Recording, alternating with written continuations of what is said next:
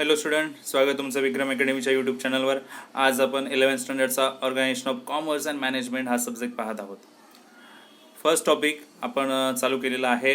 2 video आपण already पाहिलेले आहेत. आता हा थर्ड व्हिडिओ आहे ज्याच्यामध्ये कन्सेप्ट आपण पाहणार आहोत, बिझनेस ऑब्जेक्टिव्स. तर पाहूया काय म्हटलेलं आहे.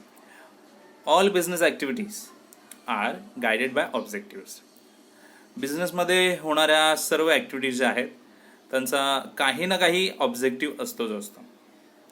आता आपल्याला 2 असे ऑब्जेक्टिव्स दिलेले आहेत बिझनेसचे, एक इकॉनॉमिक ऑब्जेक्टिव्ह आणि एक सोशल ऑब्जेक्टिव्ह. तर इकॉनॉमिक ऑब्जेक्टिव्ह काय असतात बिझनेसचे बघा, इथे लक्ष द्यायचं आपल्याला. नंबर 1 इकॉनॉमिक ऑब्जेक्टिव्हमध्ये आहे अर्निंग प्रॉफिट. इकॉनॉमिक ऑब्जेक्टिव्हमध्ये सगळ्यात आधी पहिला ऑब्जेक्टिव्ह म्हणता येईल प्रॉफिट अर्न करणं. कोणताही बिझनेस जो आहे त्याचा मेन मोटिव्हच हा असतो की प्रॉफिट मिळवायला पाहिजे.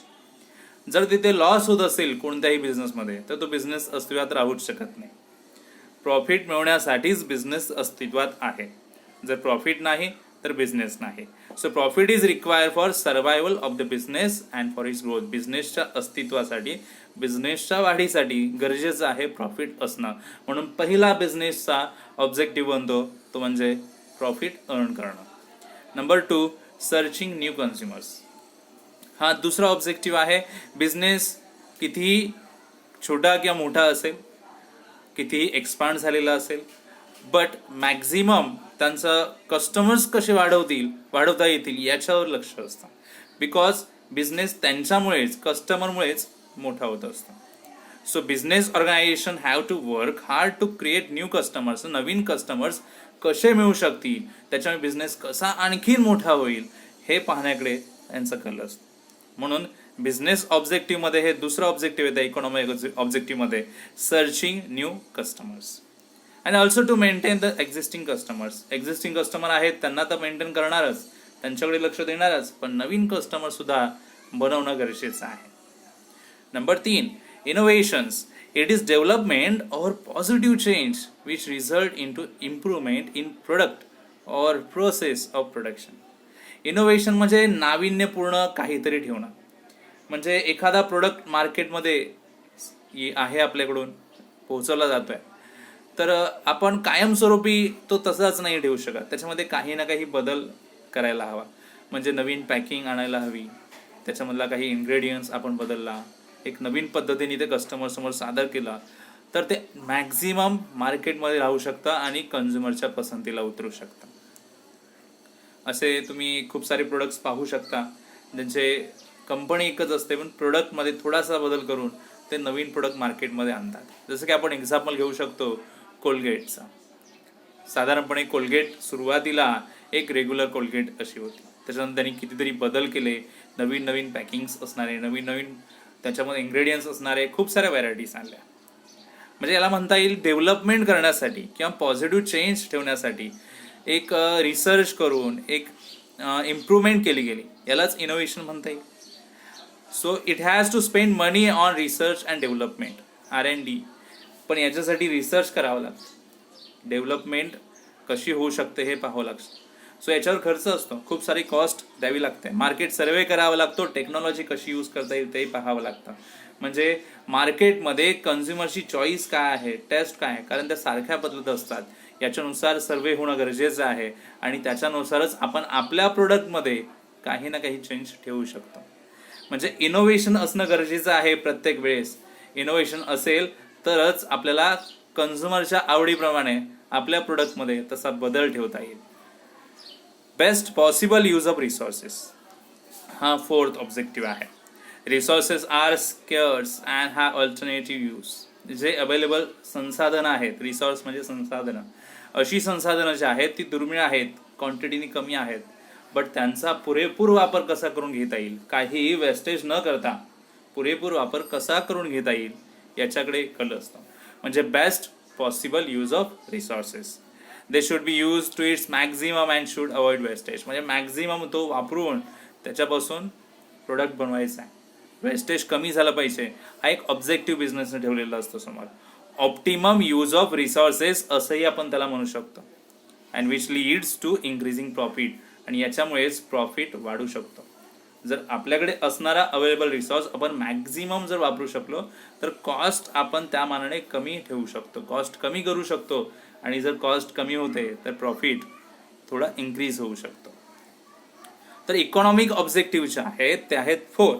पहिला होता अर्निंग प्रॉफिट, सेकंड आहे न्यू कस्टमर सर्च करणं, थर्ड आहे इनोव्हेशन, अँड फोर्थ आहे best possible use of resources. Now social objective बघूया. ओके, पहा, सप्लाईंग क्वालिटी प्रोडक्ट. सोशल ऑब्जेक्टिव्ह म्हटलं की त्याच्यामध्ये सोसायटी म्हणजे सोसायटीमध्ये राहणारे जे एवढे लोक आहेत, कन्झ्युमर्स आहेत, यांच्या बाबतचा विचार किंवा त्यांचं हेल्थ लाईफ कशी राहील ते पाहण्याचा विचार असतो. म्हणजे काय म्हणता येईल याच्यामध्ये ऑब्जेक्टिव्ह पहा, क्वालिटी प्रोडक्ट सप्लाय करणं. म्हणजे बिझनेसचं हे एक ड्युटी म्हणा, कर्तव्य म्हणा, की त्यांना चांगल्या क्वालिटीचं गुड्स कस्टमरला द्यायचं आहे. Every business has to provide quality product to its customer.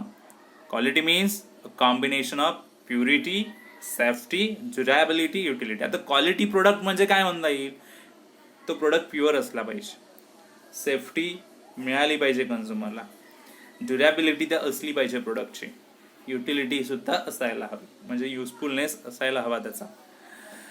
तर क्वालिटी प्रोडक्ट प्रोव्हाइड करण्यासाठी बिझनेस प्रयत्नशील असतो. हे पहिलं सोशल ऑब्जेक्टिव्ह सोसायटीसाठी. Number 2, avoiding unfair trade practice. बिझनेसकडून जास्तीत जास्त प्रमाणामध्ये टाळलं जातं की अनफेअर ट्रेड प्रॅक्टिस होणार नाही, म्हणजे अनुचित व्यापार होणार नाही. जे काही ट्रेड होणार ते राईट झाले पाहिजेत, फेअर झाले पाहिजेत, अनफेअर नाही झाले पाहिजेत. म्हणजे फसवाफसवी होते, जसं की ब्लॅक मार्केटिंग आहे, जाहिरातीमधून फसवणूक होते, मोजमापामध्ये फसवणूक होते, हे अनफेअर ट्रेड झाला. हे नाही व्हायला पाहिजे, फेअर ट्रेड प्रॅक्टिस राहिली पाहिजे. ओके, मग बिझनेस म्हटल्यावर या गोष्टींकडे काही सुद्धा कल असतो की या अनफेअर ज्या थिंग्स आहेत त्या नाही व्हायला हव्यात. It is important for survival and growth of business unit. कारण हे बिझनेससाठी, बिझनेसच्या सर्वायवलसाठी आणि ग्रोथसाठी गरजेचं आहे. एम्प्लॉयमेंट जनरेशन थर्ड ऑब्जेक्टिव्ह आहे. बिझनेस हा एक सोशो इकॉनॉमिक इन्स्टिट्यूशन असतो. म्हणजे बिझनेस म्हटल्यावर फक्त आपण स्वतः म्हणजे बिझनेसचे मालक बिझनेसमध्ये काम करत नाहीत. बिझनेस म्हटला की बिझनेसमध्ये काम करण्यासाठी खूप सारी लोक आपण सोसायटीमधूनच आणणार आहोत, म्हणजे समाजामधूनच आपल्याला लोक मिळणार आहेत. म्हणजे आपण एक प्रकारे बिझनेसमॅन म्हटल्यावर आपण एक प्रकारे त्या लोकांसाठी जॉब अवेलेबल करून देतोय. मग ते स्किल पर्सन असतील किंवा अनस्किल पर्सन असतील, त्यांच्यासाठी जॉब क्रिएट करून देण्याचं काम करतं. याच्यामुळे त्यांना एम्प्लॉयमेंट ऑपॉर्च्युनिटीज मिळते लोकांना. जे इकॉनॉमिकली बॅकवर्ड्स असतील, दिव्यांग पर्सन असतील, त्यांच्यासाठी एक जॉब अपॉर्च्युनिटी मिळते. मग ही एम्प्लॉयमेंट अपॉर्च्युनिटी जनरेट करण्याचं काम बिझनेसमुळे होतं. सो बिझनेस समाजाच्या दृष्टिकोनातून हा एक ऑब्जेक्टिव्ह पूर्ण करतो की लोकांसाठी एम्प्लॉयमेंट जनरेट करण्याचा. हा थर्ड ऑब्जेक्टिव्ह झाला. Fourth one, welfare of employees. Skill and unskill workers are the part of the society. आता वेलफेअर ऑफ एम्प्लॉईज म्हणजे काय म्हणता येईल बघूया. वेलफेअर म्हणजे कल्याण, म्हणजे चांगल्या गोष्टी होणं याच्यासाठी. तर एम्प्लॉईज म्हटल्यावर त्याच्यामध्ये वर्कर्स येतील, कामगार येतील, स्टाफ येईल. ते स्किल असू शकतात किंवा अनस्किल असू शकतात, पण हे सोसायटीचाच पार्ट आहेत. So if employees are properly taken care of, it brings welfare to the society. मग जर एम्प्लॉईज लोकांची व्यवस्थित काळजी घेतली तरच आपण म्हणू शकतो की आपण सोसायटीची सुद्धा व्यवस्थित चांगली काळजी घेतोय. This can be achieve by providing fair and regular remuneration. म्हणजे आपल्याला काय करता येईल बिझनेस म्हटल्यावर. सो बिझनेसमध्ये जो असणारा जो एम्प्लॉई आहे त्यांना चांगला आणि प्रॉपर पगार देणं, त्यांच्या कामाचा योग्य तो मोबदला देणं, चांगलं ॲटमॉस्फिअर ठेवणं काम करण्याच्या ठिकाणी, इम्पार्शियल पर्सनल पॉलिसीज, ऑफरिंग इन्सेंटिव्स, तर इन्सेंटिव्स वगैरे द्यायला हवेत. एम्प्लॉईज लोकांच्या बेनिफिटसाठी काम करायला हवं. आपण एम्प्लॉईज लोकांना चांगल्या प्रकारचं क्लायमेट देतोय, त्यांना मोबदला चांगला देतोय. सो इट मीन्स त्यांच्यासाठी आपण काही ना काही प्रयत्न करतोय असं होईल, आणि ते म्हणजेच सोसायटीचा एक पार्ट आहेत, म्हणजे आपण सोसायटीसाठी काहीतरी करतोय. सो वेलफेअर ऑफ एम्प्लॉईज, एम्प्लॉईजच्या चांगल्या कल्याणासाठी चांगलं काम करायचं. Help to solve social problems. Due to rapid industrialisation, Many social problems arise like traffic jams, growth of slums, air, water pollution, etc. जसं इंडस्ट्रियलायझेशन, उद्योगीकरण वेगाने होत आहे, तसे खूप सारे प्रॉब्लेम्स सुद्धा समोर येत आहेत. ट्रॅफिक जाम होऊ लागलाय, स्लम्स, झोपडपट्ट्या वगैरे वाढू लागल्या आहेत, हवा आणि पाण्याचं प्रदूषण होत आहे. ह्या खूप साऱ्या समस्या आहेत आपल्यासमोर. Business should be aware of this. Business कोणताही नवीन चालू होतं म्हटल्यावर या गोष्टींची दखल त्यांना असतेच, आणि त्यांनी हे सर्व कमी करण्यासाठी प्रयत्न केला पाहिजे. आणि बिझनेस असं करतात, एअर पोल्युशन, वॉटर पोल्युशन होऊ नये म्हणून प्रयत्न करणार, झोपडपट्टी कमी करण्यासाठी प्रयत्न करणार, किंवा त्यांच्या विकासासाठी सुद्धा प्रयत्न करू शकतात. बिझनेस जो आहे या सोशल प्रॉब्लेम्सला रिड्यूस करण्यासाठी काही ना काही हेल्प जरूर करतात. Contributing to the welfare of the society. Business house should taken care of general welfare of the society. For that, they should give donation for good cause, offering scholarship or higher education, etc. लोकांच्या कल्याणासाठी, सोसायटीच्या वेलफेअरसाठी काही ना काही contribution जो आहे तो बिझनेसमधून जात असतो. म्हणजे डोनेशन्स त्यांच्या गुड कॉजसाठी, स्कॉलरशिप प्रोव्हाइड करणं हायर एज्युकेशनसाठी, हे काही कॉन्ट्रीब्युशन आहे जे बिझनेसकडून होत असतात. सो हे सोशल ऑब्जेक्टिव्स आहेत जे आपल्याला इथे पाहायला मिळतात. बिझनेस समाजासाठी काही ना काही करण्याचा प्रयत्न करत असतो. ह्या सगळ्या सोशल ऑब्जेक्टिव्समधून आपल्याला ते समजून येतं. आता पुढचा पॉइंट जो आहे, मुद्दा पाहायचा आपल्याला, तो म्हणजे आहे role of profit in business. बिझनेसमध्ये प्रॉफिटचा काय रोल आहे? तर आपल्याला माहिती आहे प्रॉफिट म्हणजे काय असणार आहे. सो आपल्याला झालेली अर्निंग आणि त्याच्यातून सगळं खर्च वजा करता जो आपल्याकडे शिल्लक राहील तो प्रॉफिट असतो. Profit means revenue minus total cost. बरोबर. सो बघूया आता प्रॉफिट इथे तुम्हाला डायग्रॅमच्या पद्धतीने सांगण्याचा प्रयत्न केला आहे.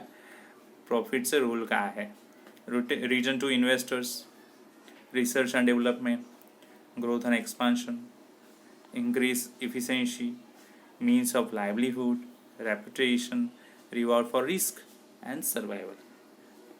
आता आपण पॉइंट्स स्टडी करणार आहोत. बिझनेसमध्ये प्रॉफिटचा काय रोल असणार आहे? Return to investor. जे लोक बिझनेससाठी पैसे देतात, ॲज अ लोन म्हणून देतील, तर ते एक प्रकारे बिझनेसमध्ये आपल्या इन्व्हेस्ट करत आहेत पैसे त्यांचे. मग त्यांना त्या बदल्यामध्ये योग्य तो रिटर्न मिळायला हवा, कारण त्यांनी जर पैसे बिझनेससाठी जर प्रोव्हाइड केले असतील ॲज अ लोन म्हणून. आता जर मोठा कंपनी फॉर्म जर असेल तर लोकांकडून पैसे गोळा केले जातात, पब्लिककडून गोळा केले जातात पैसे. त्यांना आपण शेअर होल्डर म्हणतो, कारण ते शेअर्सच्या माध्यमातून गोळा केलेले असतात. याच्याबद्दल तुम्हाला पुढे जाऊन कळणारच आहे, शेअर होल्डर्स वगैरे. तर मग हे पैसे जे गोळा केले जातात त्या मेंबर्सकडून, शेअरहोल्डर्सकडून, त्यांना, त्या इन्व्हेस्टर्सला काही ना काही बदल्यामध्ये पैसे रिटर्न्स मिळायलाच हवेत, बेनिफिट त्यांना मिळायलाच हवं. This is possible if advocate profits are earn by the business. आता हे कधी शक्य आहे की त्यांना रिटर्न योग्य तो मिळेल? जर बिझनेसमध्ये चांगला प्रॉफिट झाला तरच प्रत्येकाचा रिटर्न जो आहे तो चांगलाच मिळेल. ज्यांनी लोन दिला आहे त्यांना त्यांचा इंटरेस्ट मिळेल, ज्यांनी ॲज अ कॅपिटल म्हणून पैसे दिले आहेत तर त्यांना प्रॉफिटमध्ये हिस्सा मिळेल. सो रिटर्न जे आहे, इन्व्हेस्टरला मिळणारा रिटर्न जो आहे तो प्रॉफिटवर डिपेंड असतो. जर प्रॉफिट नाही झाला तर इन्व्हेस्टरला काय मिळणार आहे? काहीच नाही मिळू शकत. सो हा पहिला पॉईंट आहे, पहिला रोल आहे इन्व्हेस्टरसाठी. रिटर्न गरजेचे आहेत, ते प्रॉफिटच्या माध्यमातून मिळतात. Research and development. Adequate profit enables a firm to spend more on research and development. जर प्रॉफिट चांगला होतोय तर बिझनेस विचार करेल की पुढे आपली ग्रोथ करायची की नाही करायची, आणि पुढे जर ग्रोथ करायची तर त्यासाठी रिसर्च गरजेचा आहे. मग तो रिसर्च पूर्ण करण्यासाठी लागणारा जो खर्च आहे तो प्रॉफिट झालाय त्याच्यातूनच यूज करता येईल. म्हणजे प्रॉफिट आहे तर आपण खर्च करू शकतो रिसर्च आणि डेव्हलपमेंटसाठी, म्हणजे बेटर टेक्नॉलॉजी आणू शकतो आणि त्याच्यामुळे कॉस्ट कमी करू शकतो, आणि मग आपला प्रॉफिट आणखीन इन्क्रीज करण्याचा प्रयत्न करू शकतो. म्हणून प्रॉफिट गरजेचं आहे रिसर्च अँड डेव्हलपमेंटसाठी. Number 3, growth and expansion. Retention of profit is a internal source of funds. आपण जो काही बिझनेसमध्ये प्रॉफिट मिळवलेला आहे बिझनेसने, तो एक बिझनेसमध्ये रिइन्व्हेस्टमेंट म्हणून यूज होतो. एक बिझनेससाठी तो इंटरनल सोर्स आहे. नॉर्मल आपण कॅपिटल, लोन वगैरे घेऊन पैसे गोळा करणारच आहोत बिझनेससाठी, बट बिझनेसमध्ये होणारा प्रॉफिट आपण पुन्हा त्या बिझनेसमध्येच इन्व्हेस्ट करणार ना. इट मीन्स तो एक प्रकारे बिझनेससाठी इंटरनल सोर्स होतो. लोन घेणं एक्सटर्नल सोर्स आहे, पण स्वतःचाच प्रॉफिट बिझनेसमध्ये पुन्हा रियूज करणं त्याला इंटरनल सोर्स म्हणता येईल. This profit can be use for increasing the volume of business through expansion and diversification. याच्याच माध्यमातून आपण बिझनेस एक्सपांड करू शकतो, डायव्हर्सिफाय करू शकतो आणि बिझनेसची ग्रोथ होऊ शकते. म्हणजे बिझनेसचा व्हॉल्यूम मोठा होऊ शकतो. म्हणजे ग्रोथ आणि एक्सपान्शन पॉसिबल आहे का? प्रॉफिटमुळे. So the portion of the profit is reinvested in the business for further development. पुढच्या डेव्हलपमेंटसाठी आत्ता झालेला प्रॉफिट पुन्हा रिइन्व्हेस्ट केला जातो बिझनेसमध्ये. सो प्रॉफिट का गरजेचं आहे? ग्रोथ आणि एक्सपान्शनसाठी. Increase efficiency. Profits facilitate payment of various dues in time. बघा आता प्रॉफिट झालाय म्हणजे कंपनीकडे खूप सारा पैसा प्रॉफिटच्या माध्यमातून येत आहे. जर असं असेल बिझनेसमध्ये, जर प्रॉफिटच्या माध्यमातून पैसा येत असेल तर त्याचा उपयोग आपण वेगवेगळे ड्यूज वेळेवर पे करण्यासाठी करू शकतो. कोणाला लोनचे पैसे द्यायचे बाकी आहेत, कोणाला इंटरेस्टचे पैसे द्यायचे बाकी आहेत, कोणी असे उधारी म्हणून आपण पैसे घेतले होते ते द्यायचे बाकी असतील, असं काहीही म्हणा, क्रेडिट पैसे घेतले असतील तर ते म्हणा, तर आपण ते वेळेत देऊ शकतो कारण आपल्याला प्रॉफिट झाला असेल तर ते शक्य आहे. मग आपल्याला एम्प्लॉईज लोकांची सॅलरी वेळेत देता येईल, खर्च वेळेत करता येतील, हे शक्य आहे प्रॉफिटमुळे. म्हणजे याचाच अर्थ आपण इफिशियंटली काम करू शकतो, म्हणजेच इन्क्रीज एफिशियन्सी असं म्हणायचं आहे आणि हे प्रॉफिटमुळे शक्य आहे. So profits facilitate payment of various dues in time. वेगवेगळ्या पेमेंट्स आपण वेळेत करू शकतो. It also motivates the employees working in the organisation. आणि जर वेळेत पेमेंट झालं, वेळेत सॅलरी दिली तर एम्प्लॉई लोक जे आहेत, स्टाफ जे आहेत ते व्यवस्थित काम करतील, वेळेत काम पूर्ण करतील. This finally leads to increase in overall efficiency of the organisation. आणि याच्यातूनच त्यांची कार्यक्षमता जी आहे, कॅपॅसिटी टू डू वर्क, ही चांगली होणार. एम्प्लॉई लोक मन लावून काम करतील. जर त्यांना वेळेत सगळं पेमेंट्स वगैरे सगळं मिळत असेल तर त्यांना कंपनीबद्दल, बिझनेसबद्दल काही खंत राहणार नाही मनामध्ये. ते चांगल्या पद्धतीचंच काम करून देणार आहेत. म्हणजेच इफिशियन्सी जी आहे त्यांच्याकडे असणारी कार्यक्षमता ती आणखीन चांगली होऊ शकते. Efficiency, capacity to do work, कार्यक्षमता म्हणू शकतो. Means of livelihood. Businessman earn profit which is there means of livelihood. बिझनेसमॅनला प्रॉफिट मिळतो बिझनेसमधून आणि हेच त्यांची जगण्याचे कारण आहे, म्हणजेच लाईव्हलीहूड म्हणू शकतो पूर्ण होत आहे. बिझनेसमध्ये लॉस झाला तर त्यांना पैसे मिळणार नाही आहेत, आणखीन कोणतं ते काम करत नाही आहेत, बिझनेसच चालवत आहेत. सो बिझनेसमधून प्रॉफिट मिळवला तरच त्यांचं राहणीमान चांगलं राहील, योग्य त्या गोष्टी त्यांना मिळतील वेळेत. सो सफिशियंट प्रॉफिट मिळायलाच हवा तरच ते चांगलं आयुष्य जगू शकतात.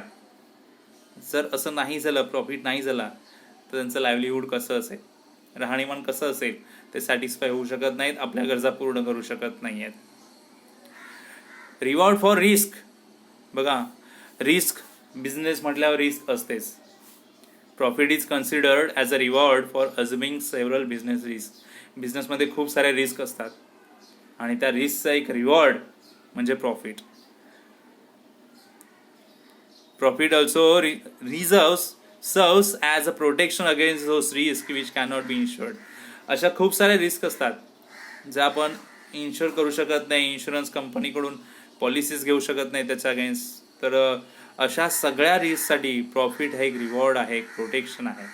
म्हणजे डिमांड योग्य नाही आहे, गव्हर्नमेंट पॉलिसी चुकीची झालेली आहे, किंवा क्लायमेटमुळे प्रॉब्लेम्स आलेले आहेत, पूर वगैरे आला, फ्लड्स आले, सुनामी आली, अर्थक्वेक आला, त्याच्यामुळे आपल्या बिझनेसमध्ये नुकसान झालेलं आहे, लॉस झालेला आहे.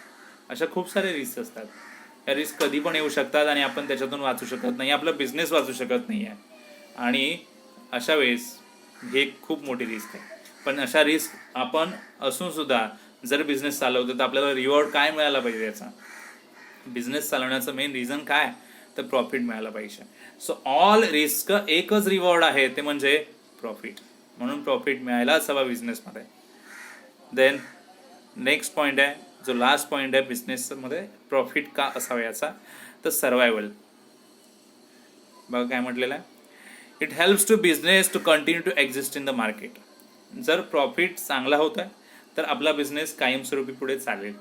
म्हणजे आपण सर्वाईव्ह करतोय, बिझनेस आपला सर्वाईव्ह करतोय मार्केटमध्ये असं आपण म्हणू शकतो. If the business does not make in a profit, जर बिझनेसमध्ये प्रॉपर प्रॉफिट होतच नाही आहे तर बिझनेस कसा कम्पीट करणार मार्केटमध्ये. आपल्या बिझनेस सारखे खूप सारे असे बिझनेस मार्केटमध्ये असतील, त्यांना जर आपल्याला कम्पीट करायचं असेल तर आपल्याला प्रॉफिट झाला पाहिजे. आपण जर लॉसमध्ये असू तर आपण कशा पद्धतीने त्यांना कम्पीट करू, कम्पीट नाहीच करू शकत. सो कम्पिटिटिव्ह इन्व्हायरमेंटमध्ये आपल्याला राहायचं असेल तर आपल्याला प्रॉफिट मिळायलाच हवा. म्हणजे सर्वायवल गरजेचे आहे, तिथे सर्वाईव्ह होणं गरजेचं आहे, मार्केटमध्ये टिकणं गरजेचं आहे. आणि ते टिकणं गरजेचं आहे कशावर, प्रॉफिटवर. प्रॉफिट मिळाला तर हे शक्य आहे. Profit means survival in competitive environment. अशा या स्पर्धेच्या वातावरणामध्ये प्रॉफिट हेच सर्वायवलचं कारण असेल. मग प्रॉफिट का असायला हवा किंवा प्रॉफिटचे रोल काय आहेत ते आपल्याला इथे सांगितले. ओके, सो आय होप तुम्हाला कळले असतील. आपण या व्हिडिओमध्ये एवढेच कन्सेप्ट पाहत आहोत. पुढचे कन्सेप्ट आपण नेक्स्ट व्हिडिओमध्ये पाहूया. ओके, तर भेटूया आपण पुढच्या व्हिडिओमध्ये. तोपर्यंत गुड बाय, टेक केअर.